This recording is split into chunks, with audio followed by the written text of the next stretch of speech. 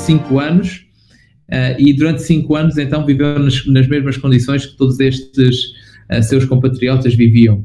E durante esse tempo foi falando do amor de Deus, foi pregando a mensagem a todos aqueles com quem interagia, e no final desses 5 anos ele tinha conseguido alcançar cerca de 200 pessoas, e criou ali o início de foi o início de uma congregação cristã que ele depois organizou com aquelas pessoas. Ora, é interessante se nós pensarmos, estamos a falar precisamente de fazendo o impensável.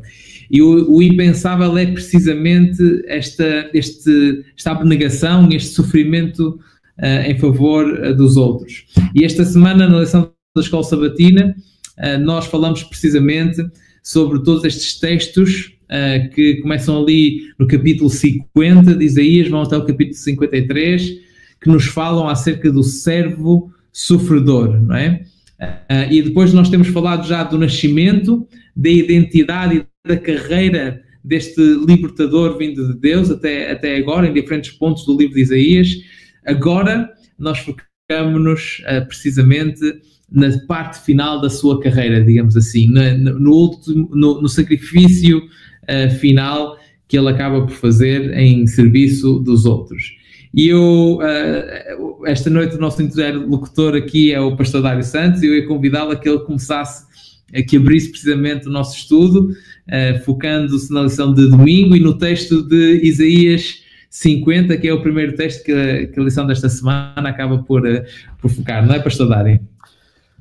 É verdade, João, é um prazer estar aqui nas Palavras Cruzadas, e ao ouvir-te mencionar a história relacionada com a introdução de sábado, fez-me lembrar no período dos Morávios, no século XVIII, em que 2 jovens morávios ouviram falar de uma ilha no leste da Índia em que existiam perto de 3.000 escravos, e estes 2 jovens também fizeram-se escravos para poder alcançar aquela comunidade. Eu não sei quantos de nós é que estaríamos dispostos a abdicar da nossa zona de conforto para nos tornarmos semelhantes a servos e para poder alcançar pessoas. Isto é extraordinário. Esta figura do servo nós encontramos, é transversal a todo o livro de Isaías, é uma imagem messiânica, e esta figura do servo messiânico é o tema central, ou é um tema central no livro de Isaías. O capítulo 52 e 53 representam um cântico. Nós até poderíamos dizer que poderia ser até uma magna ópera, e já vamos falar sobre isso nos seus vários capítulos, mas há muitas discussões entre os eruditos sobre quem é que representa esse servo. Por exemplo, o judaísmo afirma que o servo sofredor são os judeus, ao largo da história. Inclusive são capazes de fazer uma representação literal da Shiloh, do Holocausto, da cerimônia do Holocausto. Também fazem o texto pode nos remeter, segundo o judaísmo, para o período da Inquisição. E nós sabemos que a Inquisição iniciou em Portugal, e eu estou perante um historiador, alguém que estudou nesta matéria, que é o caso do pastor João. Estamos a falar do século XVI, talvez 1530, por aí, com Dom João III. Na realidade, quem requisitou a Inquisição em Portugal foi o rei Dom Manuel I, porque estar casado com uma princesa de Aragão, Maria de Aragão, e nesse interesse estratégico foi então requisitada a Inquisição. E o Tribunal de Santo Ofício em Portugal, nos seus autos da fé, também perseguia os cristãos novos também conhecidos como os judeus. E os judeus normalmente chamavam a atenção pela guarda do sábado, por comerem carne de porco, ou não comerem, neste caso não comerem a carne de porco. Na realidade era uma censura de pensamento. Portanto, tem havido várias interpretações sobre quem é que seria este servo do livro de Isaías. E o cântico primeiro, ao fazer uma identificação clara com Jesus, sendo o Messias, e dizer que Messias ou Cristo é exatamente a mesma coisa. Messias é a palavra judaica para ungido, ou escolhido ou enviado, e Christos é a palavra grega para escolhido, ungido ou enviado. Então, o primeiro cântico, nós podemos ver a identificação clara e evidente deste servo, é o Messias como um rei, é apresentado como um rei. Segundo, o Messias é apresentado como um libertador. E, finalmente, o Messias é apresentado como o sofredor. Então nós temos 3 tópicos deste estudo. O Senhor como Rei, o Senhor como Servo e o Senhor como Redentor. E é isto que nós encontramos de uma forma resumida na lição de domingo. E há aqui algumas imagens, alguma imagética, que nos vai ajudar a perceber esta verdade probante, que nós já vimos por alguns passos. Os maus tratos hoje incomodam-nos, porque nós vivemos numa cultura ocidental moderna. Contudo, na cultura do Médio Oriente, a honra era uma questão de vida ou de morte para a pessoa e para o seu grupo. O que é que isto quer dizer? Se alguém me insultasse ou se alguém me tratasse mal, eu tinha o direito para retaliar. Até havia a lei do talião, não é? Portanto, se houvesse uma oportunidade, eu tentaria vingar a vítima ou o clã ou a minha família. E nós recordamos, por exemplo, do rei David, que atacou e conquistou o reino de Amon, simplesmente porquê? Porque David enviou uma comissão e essa comissão foi maltratada. Portanto, eles raparam-lhe metade da barba, ok? Metade dos vestidos até às nádegas. Portanto, nós podemos imaginar o opróbrio a que esta comissão foi votada. E o que é que David fez? Portanto, ele imediatamente marchou contra Amon e vingou o seu povo. Mas a atitude aqui do servo é completamente distinta. Portanto, este servo não procura salvar-se a si mesmo, mas por uma razão que nós não podemos entender, ele resolveu permanecer na cruz. E zombavam dele, desce da cruz, mas esta é uma verdade que nos custa a entender. Não só no século XXI, mas também em todos os momentos transversais da história. Porque quando nós nos sentimos magoados, quando nos sentimos ofendidos, a nossa tendência natural é de retaliar, é vingar-nos. Por isso nós temos muito a aprender com o livro de Isaías, mas sobretudo com este servo sofredor. Sim, sem dúvida. E eu achei interessante que o professor Dário trouxe esta questão da honra, porque há muitas sociedades ainda hoje em dia que têm precisamente ainda há muito esta ideia da honra, de manter a honra da família, de retaliar caso a honra seja magoada. E sem perder muito tempo, gostava só de partilhar aqui uma breve história. Aqui em março, por causa da pandemia, nós tivemos que fugir rapidamente, eu e a Doroteia, que na altura era minha noiva, noiva, não é, pastor Dário? Creio que é a palavra correta. Prometida, talvez. Tivemos que fugir para a Croácia, que era o país dela, e quando nós falamos sobre essa ideia com os pais dela, eles perceberam que, claro, que era uma situação extraordinária, mas houve ali alguma resistência.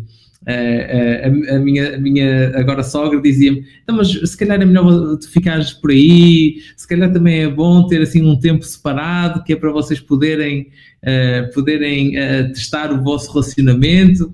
E nós, no fundo, depois acabamos por perceber que era muito esta questão da honra que estava ali em jogo, que era o facto de nós irmos agora a passar algum tempo, mesmo que fosse sob a supervisão direta deles, debaixo do mesmo teto, antes de sermos casados. E essa questão ainda joga em muitos aspectos, e é interessante que nós temos isso também aqui na nossa cultura ocidental, mas sobretudo em culturas mais orientais. Depois eu gostava de referir precisamente aquilo que o pastor referiu também, em relação aqui ao poema do servo sofredor, ali entre o versículo 13 do capítulo 52 e o versículo 12 do capítulo 53 de Isaías, que realmente aquilo que nós normalmente fazemos é ver aqui, essa é a interpretação cristã principal, ver aqui neste texto uma referência a Jesus. E temos também ter precisamente a noção de quais são as outras interpretações possíveis, e perceber que foram sobretudo os escritores do Novo Testamento que, ao olhar para trás para este texto, viram em Jesus o cumprimento deste texto. viram como tudo aquilo que eles conheciam acerca deste homem estava aqui mencionado neste texto de Isaías 52 e Isaías 53, não é? E temos aqui alguns exemplos, como por exemplo esta questão de ele será engrandecido e elevado e muito sublime, tal como Jesus foi, mas como pasmaram muitos à vista deles, a sua aparência estava tão desfigurada mais do que outro qualquer, e a sua figura mais do que dos outros filhos dos homens. Ou seja, há aqui precisamente a ideia de um rei, de alguém que está no controle, e parece-me claro ao longo dos evangelhos que Jesus é esse rei, mas de alguém também que passa por situações que não é suposto um rei passar. Um rei, normalmente, a menos que seja conquistado por outro povo qualquer, não passa por situações destas. E o facto dele fazer de forma voluntária, creio que é, sem dúvida, aquilo que nos impele a uma resposta. Quando nós nos tornamos cristãos, estamos a responder precisamente a este ato de abnegação, de redução de Jesus, a sua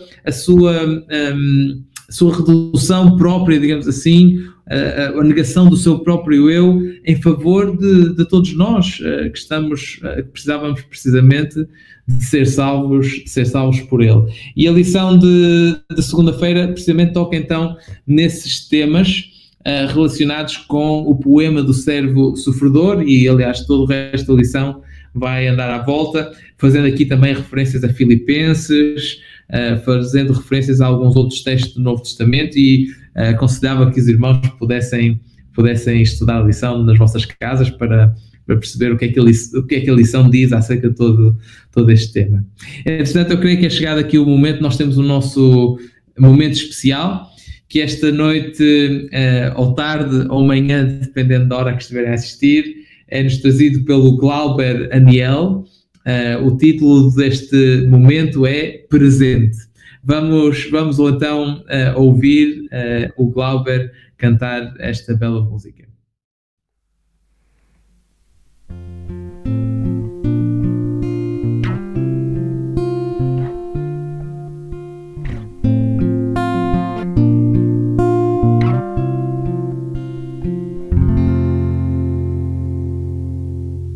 Olha para aquelas mãos, foram presas numa cruz, e elas servem para lembrar o sacrifício de Jesus. Tu sabes a verdade, mas finges não saber.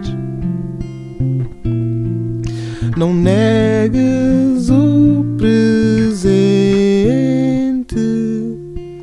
que Ele te está a oferecer. A vida sem Cristo é apenas uma ilusão que leva ao abismo da miséria e solidão. Tu sabes a verdade, mas finges não saber. Não negues o presente que Ele te está a oferecer, que Ele te está a oferecer.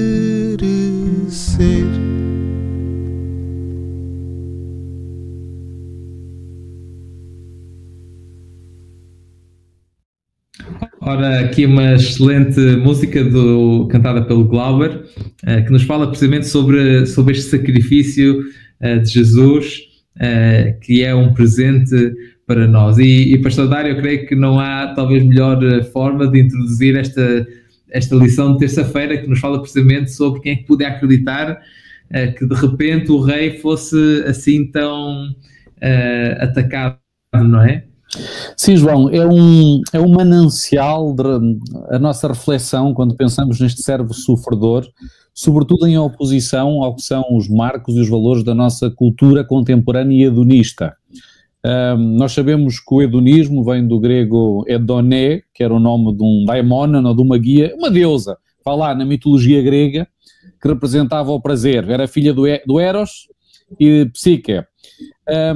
Então, na realidade, o conceito do hedonismo procura a satisfação de uma vida pelo prazer.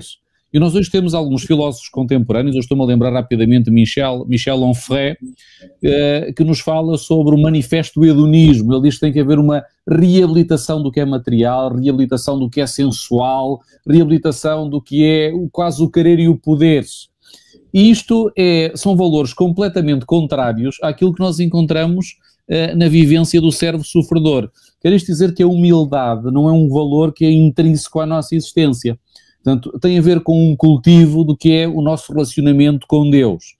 E quando nós vamos, por exemplo, e aprofundamos mais este servo sofredor, porque Jesus Cristo, ele provavelmente teria um porte, com certeza que teria, não provavelmente, teria um porte digno acima da média, até porque para trabalhar em carpintaria de cofragem, teria que ser um atleta, alguém que se destacava no meio da multidão. Portanto, o profeta Isaías, e a irmã Ellen White também assim o diz, não estaria a falar só o momento em que Jesus Cristo, antes da paixão, digamos assim. Ou seja, este momento tem a ver com a paixão, porque Jesus Cristo, antes de vivenciar a paixão, era um homem com uma presença digna, era um homem que não era repelente, com certeza que não era agradável nos seus modos, na sua forma de ser e de estar. Mas a paixão de Jesus Cristo levou-o a tornar-se desfigurado. E, por exemplo, as escavações que nós conhecemos do Monte Scopus, na Palestina, que nos ajudaram a descobrir um pouquinho sobre a arte de crucifixão, mostram-nos, por exemplo, que os prisioneiros eram chicoteados, levavam cerca de 59 açoites, o seu corpo era rasgado e muitos poucos conseguiam sobreviver a esta tortura. E só depois, então, é que avançavam para a cruz. Por isso, nós não temos a noção do que é que Jesus Cristo poderá ter passado para nos poder dar a salvação. E eu vou pegar aqui em dois conceitos sobre a vivência do Messias, porque às vezes nós pensamos que foi Deus que castigou Jesus. Portanto, não foi Deus que castigou Jesus. Jesus tomou sobre si o seu pecado, o nosso pecado, que ele não teve pecado, obviamente, a natureza dele não era pecaminosa, e isto é outro tema da Cristologia de Jesus, que poderá dar para um outro programa. Ele foi chamado o Filho do Homem porque encarnou, e isto é algo que é paradoxal, mais uma vez, comparado com as culturas antigas. Porque nas culturas antigas, normalmente, eram oferecidos libações, eram oferecidos sacrifícios para apaziguar a ira dos deuses. E o cristianismo é exatamente o contrário. Nós encontramos a palavra até ilasterium, que significa propiciação. Quer isto dizer que no cristianismo é o próprio Deus que se faz propiciação para satisfazer os requisitos da lei. É o próprio Jesus que se oferece como ilasterium. É engraçado também que a capa, a tampa da arca, ok, era chamada propiciação, ou caporete. Ou seja, quer isto dizer que a propiciação cobria os reclamos da lei. Ou seja, a lei reclama, obviamente, a obediência. A lei reclama vivermos de acordo com os princípios que Deus estabeleceu. Mas quando nós quebramos esses princípios, porque a nossa natureza carnal não consegue viver de acordo com esses princípios, existe a justiça de Jesus Cristo, que é o nosso caporete, ele é a nossa propiciação. E este castigo que nos iria redimir estava sobre ele. E esta postura de cordeiro mudo, João, é extraordinária. Ele vai como um cordeiro mudo, tendo ele o poder, obviamente, porque ele era divino e humano ao mesmo tempo, para se libertar. Mas não, ele esperou com paciência em Deus e foi até ao final. E nós que tantas vezes somos impacientes, nós que tantas vezes não conseguimos esperar, sabendo que no tempo certo Deus vai intervir. Sabe, pastor, que a minha dissertação de mestrado foi precisamente sobre o facto do livro de Marcos fazer, no fundo, esta surpresa final que nós acabamos por ler aqui na lição de terça-feira. todo o livro de Marcos parece apontar para o facto de que Jesus vai ser coroado como rei, que ele veio para pregar as boas novas, que normalmente eram mensagens precisamente associadas, o Evangelho, não é? As boas novas eram mensagens que eram associadas a um rei conquistador, e que de repente, quando ele entra em Jerusalém, até há uma entrada triunfante, toda a gente está à espera que ele se vai tornar o rei, e de repente há um sofrimento. E lá está, o sofrimento é porque a sua missão nesta terra não era uma missão para ele próprio, mas para nós. Foi uma missão que, no fundo, acabou por inverter um bocadinho a ideia que nós temos do que é ser um rei e do que é ser um rei soberano. Jesus acaba precisamente por ser um rei que é um servo. Talvez outras palavras, sobretudo no grego, há essa conotação, não é? Ali a palavra doulos, entre servo e escravo, não é? Portanto, talvez é um rei que é um escravo, o que é um pouco um contrassenso. Sabe, João, faz-me lembrar um presidente de uma autarquia que há algum tempo atrás dizia assim: eu não estou aqui pelo exercício do poder, mas pelo exercício do serviço. E às vezes nós podemos exercer as nossas funções pelo poder em si mesmo, mas Jesus Cristo veio para servir. O servo é alguém que serve, não é? E esta devia ser também a nossa praxis, a nossa prática, não é? Viver para servir e não para ser servidos, como acontece muitas vezes. E isso faz também uma transição aqui para a lição de quarta-feira, que nos fala sobre os inatingíveis, não é? E quem são estes inatingíveis?